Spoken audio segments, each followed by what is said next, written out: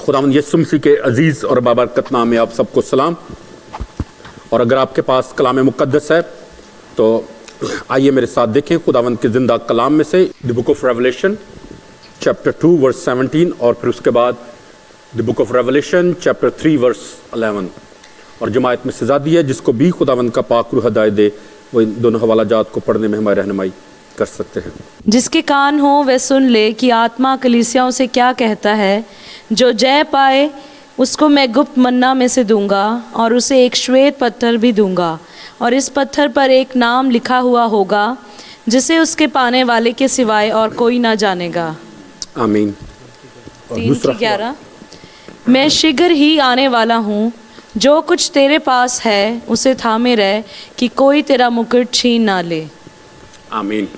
آمین. خداوند کے زندہ کلام کے پڑھے جانے پر خداوند کی برکت ہو. آمین. خداوند کا شکر ہو. میں اس حصے کو دوبارہ سے پڑھوں گا, پلیز غور سے سنیں. 2 دفعہ کلام مقدس کو پڑھنے کا مقصد یہ ہوتا ہے کہ اگر آپ نے پہلی دفعہ غور سے نہیں سنا تو دوسری دفعہ آپ ضرور غور سے سن سکیں. کلام مقدس میں اس طرح لکھا ہے کہ جس کے کان ہوں وہ سنیں کہ روح کلیسیاؤں سے کیا فرماتا ہے. جو غالب آئے میں اسے پوشیدہ من میں سے دوں گا اور ایک سفید پتھر دوں گا. اس پتھر پر ایک نیا نام لکھا ہوا ہوگا جسے اس کے پانے والے کے سوا کوئی نہ جانے گا. اور اس کے بعد تیسرے باب کی 11ویں آیت, دیکھ میں جلد آنے والا ہوں. جو کچھ تیرے پاس ہے اسے تھامے رہ تاکہ کوئی تیرا تاج نہ چھین لے. خداوند کے زندہ کلام کے پڑھے اور سنے جانے پر خداوند کی برکت ہو. آمین. خداوند کا شکر ہو. آج کلام مقدس میں سے جو بات میں تھوڑی دیر کے لیے بانٹنا چاہتا ہوں اس کا عنوان ہے غالب آنے کی برکات, بلیسنگز آف دی اوور کمر. کہ جو غالب آتے ہیں ان کی زندگی میں خدا کون کون سی برکات کو لے کر آتا ہے. اور اگر ٹائم ہوا تو I will share 15 blessings کہ جو ہم جب فتح پاتے ہیں, جب غالب آتے ہیں تو خداوند جو ہے پھر وہ 15 بلیسنگ جو ہے وہ ہماری زندگیوں میں لے کر آتا ہے. اوکے, اس سے پہلے کہ میں ان بلیسنگز کے بارے میں ذکر کروں, اور آپ کو پتہ بھی ہے کہ جب 2 دفعہ والا پڑھ جاتا تو پھر اس میں سے سوال بھی میں پوچھتا ہوں. یہاں پر لکھا کہ خبردار کوئی تیرا تاج نہ چھین لے. ایسے لکھا نا, تو سوال یہ ہے کیا ہمارا تاج جو ہے وہ چھن سکتا ہے یا نہیں چھن سکتا؟ چھن سکتا ہے. سب متفق ہیں؟ ہاں جی, آپ ہنس رہے ہیں, ایگری ہیں یا کوئی آپ کی اور رائے ہے؟ ہاں جی, اگر بائبل کہتی ہے تو پھر ہے. ٹھیک ہے, بہت ساری کلیسیاں ہیں جہاں پر یہ تعلیم دی جاتی ہے کہ once saved is saved forever, کہ جو ایک دفعہ نجات پا گیا ہے وہ ہمیشہ کے لیے وہ نجات کا وارث بن گیا اور کوئی شخص اس سے اس کی وہ نجات جو ہے وہ چھین نہیں سکتا. اور اس کے لیے جو حوالہ دیا جاتا ہے وہ یہودا اسکریوتی کا ہے. وہ کہتے ہیں کہ جب ان کو کہا جاتا ہے کہ یہودا پھر کیوں ہلاک ہوا, تو وہ کہتے ہیں کہ یہودا نے تو خداوند کو قبول ہی نہیں کیا تھا, اس کا دل صحیح طریقے سے خدا کے ساتھ جڑا ہی نہیں تھا, اس لیے وہ ہلاک ہوا. اور خداوند یسوع مسیح نے بھی کہا کہ سوائے ہلاکت کے فرزند کے اور کوئی ہلاک نہیں ہوا جن کو تو نے مجھے دیا. تو بہت دفعہ ہم اس حصے کو مس انڈرسٹینڈ کرتے ہیں. اگر یہودا اسکریوتی نے خداوند یسوع مسیح کو دل سے قبول ہی نہیں کیا تھا تو پھر یسوع نے اس کو شاگردوں میں چنا کیوں؟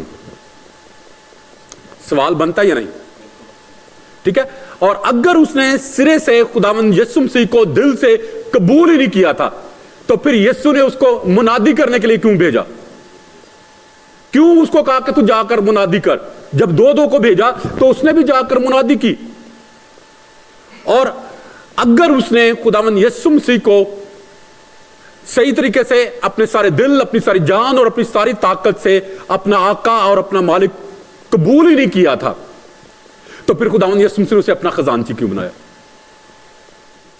کوئی بھی بددیانت شخص کو خزانچی نہیں بناتا، اور پھر جانتے بوجھتے ہوئے بھی۔ تو کیا اگر یہودا اسکریوتی نے صحیح طریقے سے اپنے سارے دل، اپنی ساری جان سے خداوند کو اگر قبول نہیں کیا تھا، تو پھر کیا یہ یہودا اسکریوتی کے ساتھ دھوکہ نہیں ہے کہ وہ ایک ایماندار نہیں تھا؟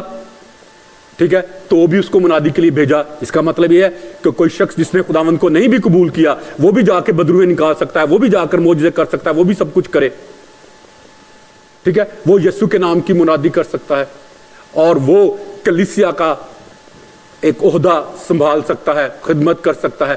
تو بہت دفعہ جو ہے، بہت سارے ایسے لوگ ہیں جنہوں نے ایسا نہیں کیا، لیکن اس کے باوجود وہ کر بھی رہے ہیں۔ تو ہمارا جو سوال ہے وہ یہ ہے کہ کوئی تیرا تاج تجھ سے چھین نہ لے۔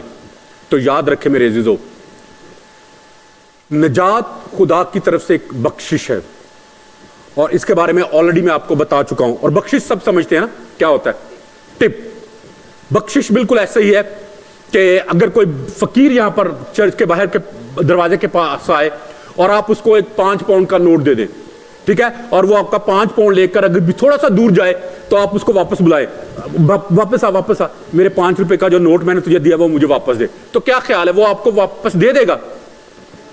کیوں نہیں دے گا؟ کیونکہ جب تک وہ آپ کے پاس تھا وہ آپ کی ملکیت تھا، جب آپ نے اس کو دے دیا تو وہ آپ کے ہاتھ سے چلا گیا، تو اب وہ آپ کا نہیں رہا بلکہ اس شخص کا ہو گیا ہے، اور اب اس کا انحصار اس شخص کے اوپر ہے کہ وہ اس کو کیسے یوز کرتا ہے۔ چاہے تو اسے سگریٹ لے کے پی لے، یا چاہے اسے بیئر لے کے پی لے، یا اس سے جا کر روٹی کھا لے یا برگر لے لے، اس کا استعمال جو ہے وہ اس شخص کے اوپر ہے۔ تو اسی طرح سے میرے عزیزو، نجات جو ہے وہ خدا نے ہمیں مفت میں بخشش کے طور پر دی ہے، ایک ٹپ کے طور پر دی ہے، اور اب اس کا انحصار ہم پر ہے کہ ہم اس کو کیسے یوٹیلائز کرتے ہیں، کیسے اس کی حفاظت کرتے ہیں، اس کو پاکیزگی میں زندگی گزار کے اس کو تھامے رکھتے ہیں، یا گناہ میں زندگی بسر کر کے اس کو اپنے ہاتھوں سے کھو دیتے ہیں۔ اور کلام مقدس میں لکھا ہے کہ ابلیس جو ہے وہ ایک دھاڑتے ہوئے شیر ببر کی طرح گھومتا پھرتا ہے کہ کس کو پھاڑ کھائے، کس کا جو بلیسنگ ہے وہ اس کی زندگی میں سے چوری کر لے، اس کی بلیسنگز کو، اس کی برکت کو جو خدا نے اسے دی ہے۔ تو اس لیے میرے عزیزو یاد رکھیں، خدا جو ہے غالب آنے والوں کو برکت دیتا ہے، ان کو برکت دیتا ہے جو اپنی اس نجات کی حفاظت کرتے ہیں، جو اس پاکیزگی میں بنے رہتے ہیں جو خداوند یسوع مسیح نے دی ہے، اور پھر خدا کے حکموں پر کنٹینیو مسلسل جو ہے وہ زندگی بسر کرتا رہتا ہے۔ اور آج میں 15 جو بلیسنگز ہیں جو اوور کمرز کی زندگی میں آتی ہیں ان کو بارے میں شیئر کرنا چاہتا ہوں۔ پہلی جو ہے وہ مکاشفہ 2 باب کی 7ویں آیت میں لکھی ہے، میں اس کو آپ کے لیے دوبارہ سے پڑھتا ہوں۔ لکھا یہاں پر 7ویں آیت میں کہ جس کے کان ہوں وہ سنیں کہ روح کلیسیاؤں سے کیا فرماتا ہے، جو غالب آئے میں اسے اس زندگی کے درخت میں سے جو خداوند کے فردوس میں ہے پھل کھانے کو دوں گا۔ پھل کھانے کو دوں گا، کس درخت میں سے؟ اس ہمیشہ کی زندگی کے درخت میں سے جو خداوند کے فردوس میں ہے، خداوند کی جنت میں ہے۔ اور وہ زندگی کا جو درخت ہے وہ سیم وہی درخت ہے جس میں سے آدم اور حوا لے کر نہیں کھا سکے۔ اور آپ سب کو آلریڈی میں بتا چکا ہوں کہ وہاں پر 2 درخت تھے جن کے پھل کے کھانے کے بارے میں خداوند نے منع کیا تھا۔ پہلا جو ہے وہ نیکی اور بدی کی پہچان کا درخت تھا، اور دوسرا جو ہے وہ ہمیشہ کی زندگی کا درخت تھا۔ پہلے درخت میں سے آدم اور حوا نے لے کر کھا لیا جو کہ نیکی اور بدی کی پہچان کا درخت تھا، تو جو دوسرا درخت بچا تھا اس کے اوپر خدا نے ایک آتشی تلوار کا پہرا لگا دیا تاکہ آدم جو ہے وہ اس کے پاس واپس آ کر اس میں سے درخت لے کر، اس کے پھل میں سے لے کر نہ کھائے، بلکہ خدا نے آدم اور حوا کو باغ عدن سے باہر نکال دیا، اس درخت سے دور کر دیا۔ کیا یہاں پر خدا ہمیں ظالم نظر نہیں آتا، بے رحم نظر نہیں آتا کہ صرف ایک غلطی کرنے پر اتنی بڑی سزا دی جائے؟ تو میرے عزیزو یہ سزا نہیں تھی بلکہ یہ خدا کا رحم تھا, یہ خدا کا پیار تھا, اس میں خدا کی محبت تھی, اس میں خدا کی شفقت تھی کہ خدا نے اسے باغ عدن سے اس دوسرے درخت سے دور کر دیا. کیونکہ اگر آدم اس گنہگار حالت میں اس ہمیشہ کی زندگی کے درخت کے پھل میں سے لے کر کھا لیتا تو پھر وہ ہمیشہ گنہگار ہی رہتا, پھر اس کے لیے کوئی کفارہ کام نہ کرتا, اور پھر اس کو موت جو ہے وہ اس کے لیے جو ہے فائدے کا باعث نہ ٹھہرتی. لیکن ہم جانتے ہیں کہ خدا نے یہ ہم پر رحم کیا ہے کہ خدا نے ہمیں عارضی طور پر اس گنہگار زندگی میں فطرت میں ہمیں رکھا ہے, لیکن خداوند یسوع مسیح کے کفارے کے وسیلے سے ہم اس گنہگار فطرت میں سے نکل کر مسیح کی فطرت میں گرافٹ کیے جاتے ہیں, پیوند کیے جاتے ہیں, تاکہ ہم اس عارضی زندگی میں سے نکل کر اس ابدی زندگی میں داخل ہو سکیں, اور گنہگار حالت میں نہیں بلکہ مسیح کی راست بازی میں. اور مکاشفہ کی کتاب اس کے 22ویں باب اور اس کی 14ویں آیت میں لکھا ہے کہ اب جو خداوند یسوع مسیح کو اپنا آقا, اپنا مالک اور اپنا منجی قبول کرتے ہیں اور اپنے جامع یسوع کے خون سے دھو لیتے ہیں, تو پھر ان کو یہ حق ملتا ہے کہ وہ اس ہمیشہ کی زندگی کے درخت کے پھل میں سے لے کر کھا سکے جس میں سے آدم اور حوا لے کر نہیں کھا سکے تھے. یہ درخت کا پھل جو ہے خدا ہمیں کھانے کے لیے دیتا ہے. کب دے گا؟ ابھی ہم نے پڑھا ہے, جب ہم غالب آئیں گے, جب ہم اس زندگی کی بھاگ دوڑ کو مسیح کے ساتھ ختم کریں گے, جب مسیح کے ساتھ ساتھ رہیں گے.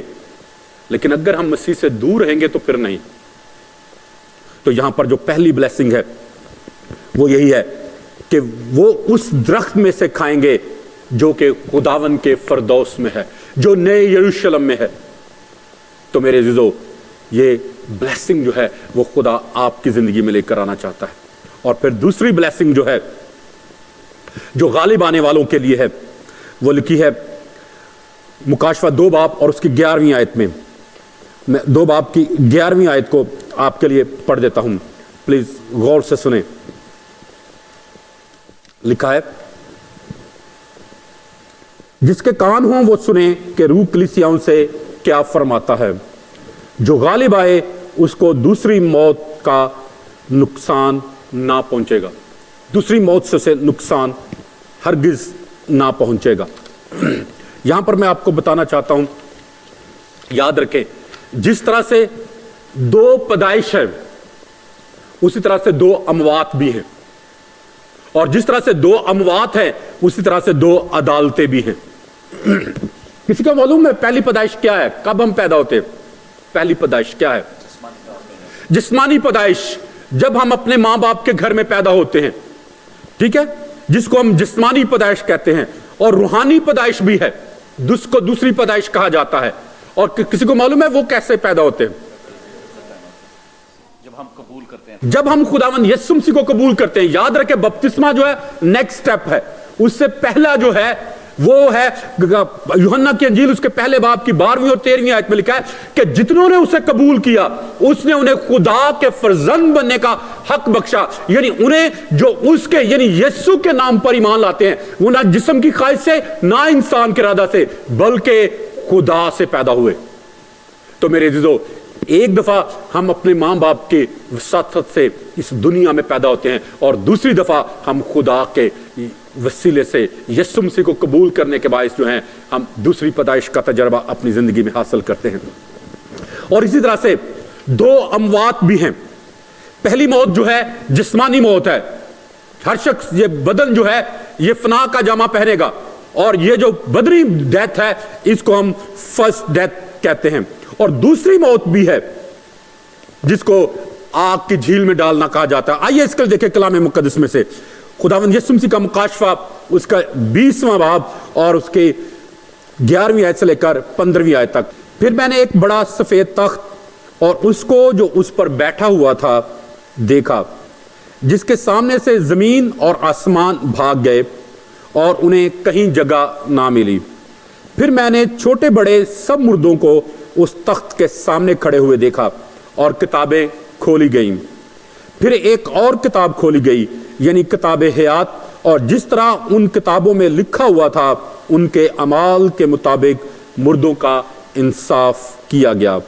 اور سمندر نے اپنے اندر کے مردوں کو دے دیا, اور موت اور عالم ارواح نے اپنے اندر کے مردوں کو دے دیا, اور ان میں سے ہر ایک کے اعمال کے موافق اس کا انصاف کیا گیا. اب ذرا غور سے سنیے گا. پھر موت اور عالم ارواح آگ کی جھیل میں ڈالے گئے. یہ آگ کی جھیل دوسری موت ہے. لکھا ہے کہ یہ آگ کی جھیل دوسری موت ہے, اور جس کسی کا نام کتاب حیات میں لکھا ہوا نہ ملا وہ آگ کی جھیل میں ڈالا گیا. جس طرح سے دو پیدائش ہیں, اس طرح سے دو اموات بھی ہیں, اور اسی طرح سے دو عدالتیں بھی ہیں. پہلی عدالت جو ہے وہ خداوند یسوع مسیح کرے گا, اور آپ اس کو پڑھ سکتے ہیں دوسرا کرنتھیوں کے نام خط, اس کا 5واں باب اور اس کی 10ویں آیت. جماعت میں سزا دی, اگر کوئی پڑھنا چاہے تو اس حصے کو پڑھ سکتا ہے. 2 کرنتھین چیپٹر 5 ورس 10. کیونکہ ضرور ہے کہ مسیح کے تخت عدالت کے سامنے جا کر ہم سب کا حال ظاہر کیا جائے, تاکہ ہر شخص اپنے ان کاموں کا بدلہ پائے جو اس نے بدن کے وسیلہ سے کیے ہوں, خواہ بھلے ہوں خواہ برے. آمین آمین.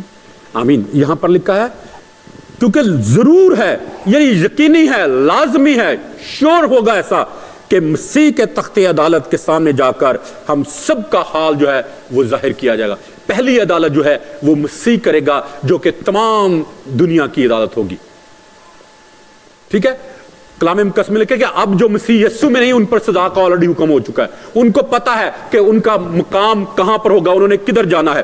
لیکن دوسری عدالت جو ہے وہ باپ خود کرے گا, وہ باپ خود کرے گا. آئیے اس کے لیے دیکھیں کلام مقدس میں سے the book of revelation chapter 20 verse 11 to 15 جو ابھی ہم نے پڑھا والا اس کا. پھر میں نے ایک بڑا شویت سیاہسن اور اس کو جو اس پر بیٹھا ہوا تھا دیکھا, اس کے سامنے سے پرتھوی اور آکاش بھاگ گئے. پھر میں نے ایک بڑا سفید تخت دیکھا. ٹھیک ہے, کیا دیکھا؟ سفید تخت. اب پلیز دوبارہ سے. پھر میں نے ایک بڑا شویت سیاہسن اور اس کو جو اس پر بیٹھا ہوا ہے دیکھا, اس کے سامنے سے پرتھوی اور آکاش بھاگ گئے اور ان کے لیے جگہ نہ ملی.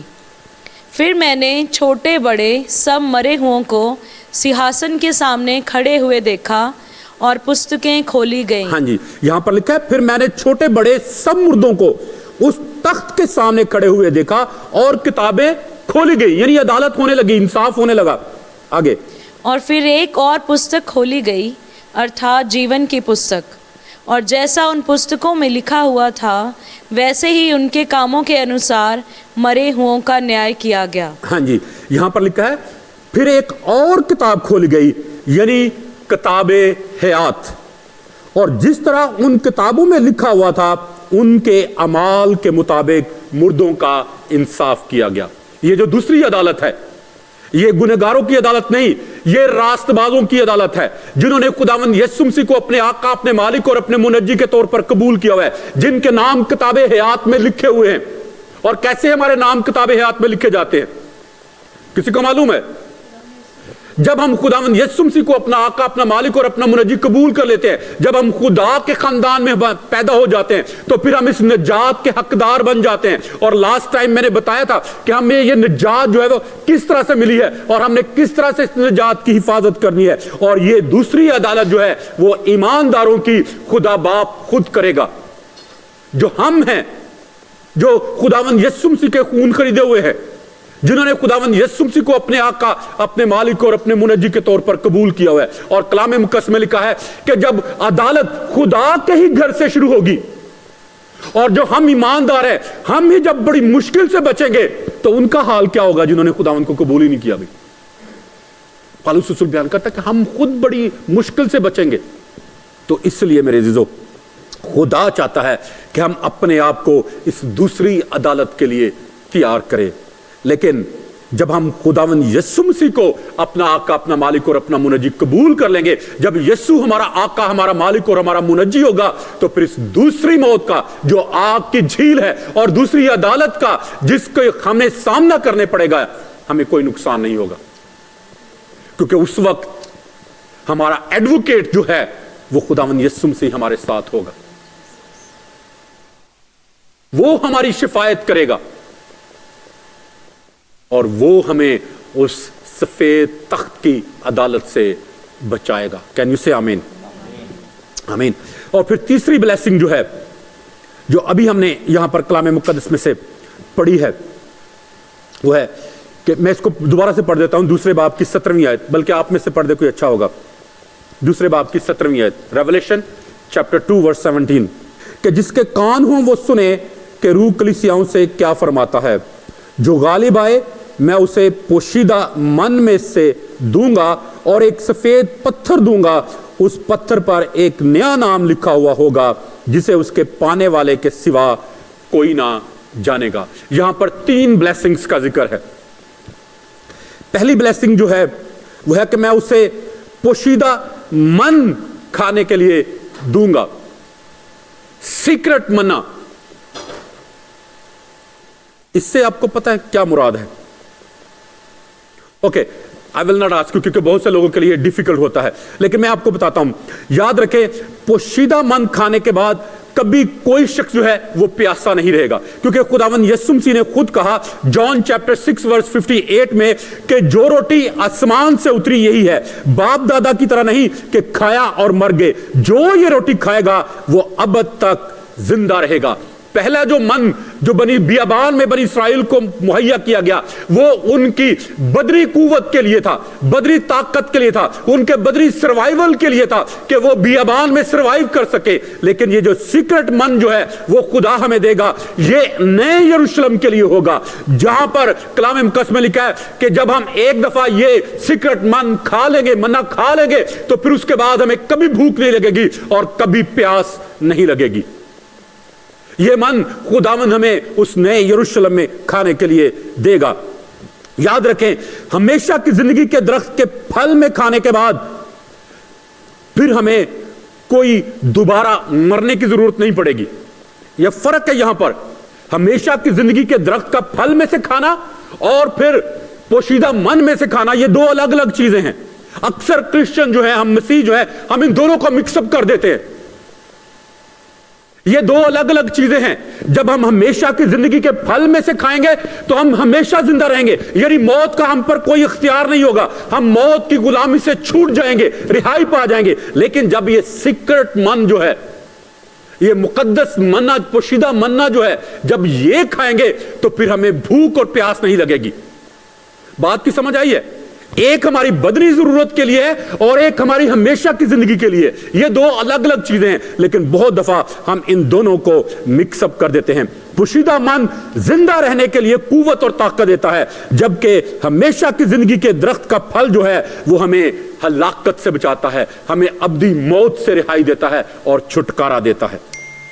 اور پھر دوسری بات جو یہاں پر لکھی ہے وہ ہے کہ میں اسے ایک سفید پتھر دوں گا اور اس کے اوپر ایک نام لکھا ہوا ہوگا، اور اس نام کو اس کے سوا جو ہے اور کوئی شخص نہیں جانے گا۔ پرانے زمانے میں لوگوں کو اپنے خاندان کا یا اپنی مذہبی رسومات کا حصہ بنانے کے لیے انہیں ایک سفید پتھر دیا جاتا تھا اور اس کے اوپر ان کا نام لکھ کر انہیں دیا جاتا تھا، جو کہ ایک ٹکٹ کی طرح کام کرتا تھا۔ ٹکٹ سمجھتے ہیں؟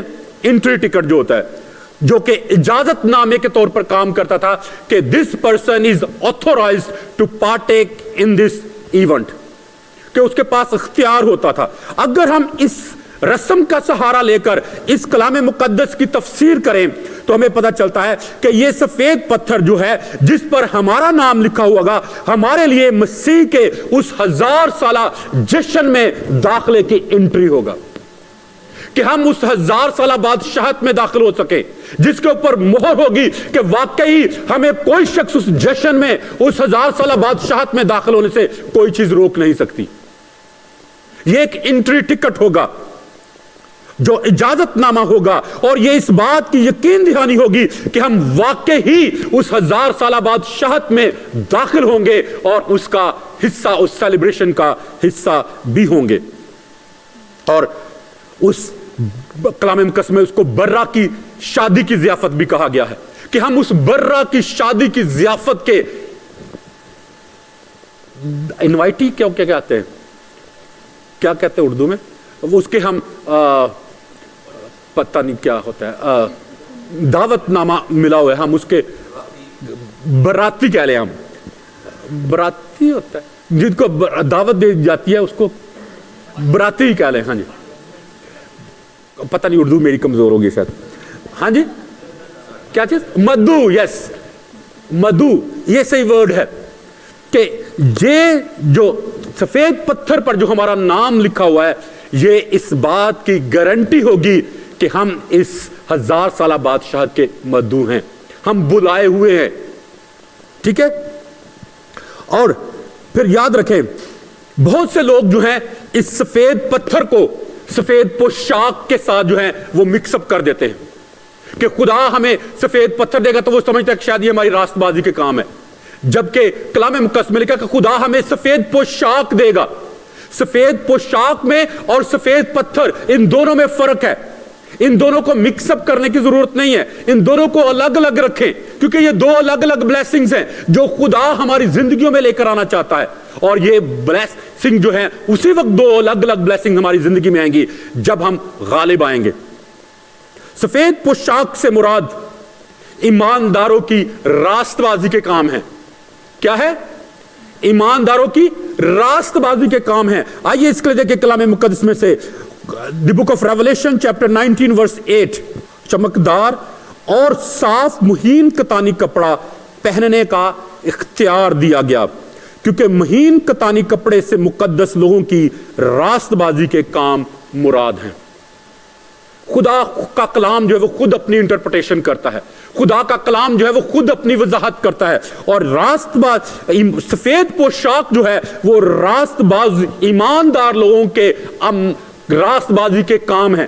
لیکن جو سفید پتھر ہے، سفید پتھر جو ہے یہ راست بازی کے کاموں سے الگ ایک چیز ہے، اور سفید پتھر سے مراد ایمانداروں کا اختیار ہے، ان کا حق ہے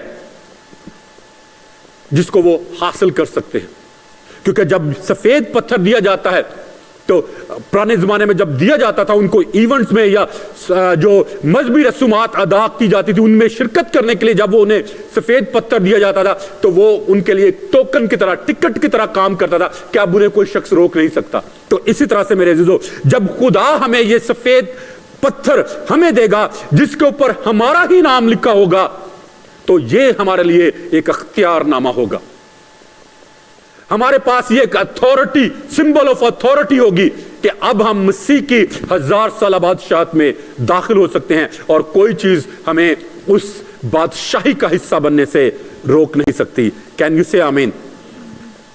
اوکے، ایک اور بات جو یہاں پر سیکھنے والی ہے، جو اگلی بلیسنگ ہے، وہ یہ ہے کہ میں اسے ایک نیا نام دوں گا۔